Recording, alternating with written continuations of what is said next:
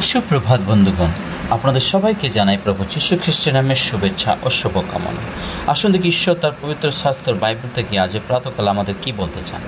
আজ এই প্রাতকালীন অধ্যয়নের জন্য আমরা বের করব প্রথম থিসলনিকীয় তার 5 অধ্যায় 18 পদ।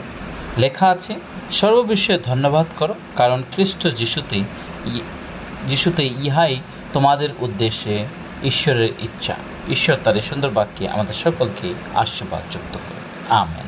যখন আমরা প্রথম থিসলনিকীয় তার 5 অধ্যায় 16, 17 এবং 18 পদ যখন পাঠ করি, এখানে লেখা আছে, সতত আনন্দ করো, অবিরত প্রার্থনা করো। হ্যাঁ বন্ধুগণ, প্রথমত কাজ ঈশ্বরের সন্তানদের, বিশ্বাসীদের হলো যেন সতত আনন্দ করা এবং অবিরত প্রার্থনা করা। অবিরত প্রার্থনা করা অর্থ উঠতে, বসতে, চলতে, ফিরতে, প্রতিটা কাজে, প্রতিটা নির্ণয়, প্রতিটা আলোচনার মধ্যে প্রার্থনা দ্বারা শুরু করা এবং প্রার্থনা দ্বারাই জীবনকে অগ্রে নিয়ে যাওয়া।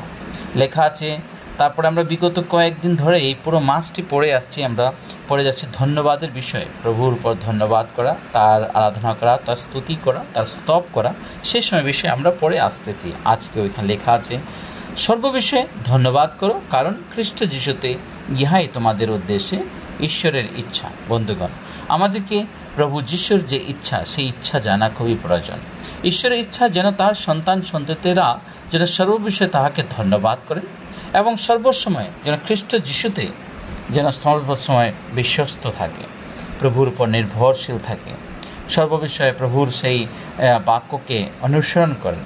এবং লেখা আছে, কারণ এই সমস্তই প্রভু যীশু খ্রিস্টের সেই ইচ্ছা, তার মনের ইচ্ছা, ঈশ্বরের ইচ্ছা। হ্যাঁ বন্ধুগণ, আমাদের জীবনে ঈশ্বরের কিছু ইচ্ছা আছে, সেই ইচ্ছা সকল পূর্ণ করা আমাদের খুবই প্রয়োজন। তাই আসুন আমরা আমাদের জীবনকে আরেকটি বার প্রভুর হাতে সমর্পণ করে প্রার্থনা করে যেন তিনি আমাদেরকে সাহায্য করেন, যেন আমরা সতত আনন্দ করি এবং অবিরত যেন প্রার্থনাতে থাকি, সর্ববশে যেন ধন্যবাদ করি এবং সেই খ্রিস্ট যিশুতে যে আমাদের জীবনে এই উদ্দেশ্যেই তাহার উদ্দেশ্যেই ঈশ্বরের যে ইচ্ছা ছিল, সেই ইচ্ছাটাকে আমরা যেন আমাদের জীবন থেকে দেখাইতে পারি, পূর্ণ করতে পারি। আসুন প্রার্থনা করি। পবিত্র পবিত্র বাহিনীর সদা তোমায় মহান ধন্যবাদ করি আজকের সুন্দর প্রাতকালের জন্য। প্রাতঃ-দিনে সারাটা দিন তোমাদের সঙ্গে সঙ্গে থাকো, সমস্ত পাপ অন্যায় প্রশ্রয় ক্ষমা করো, তোমার পবিত্র আত্মা তোমাদের পরিচালনা করো। এই ক্ষুদ্র প্রার্থনা যিশু তোমার পবিত্র নামে চায়।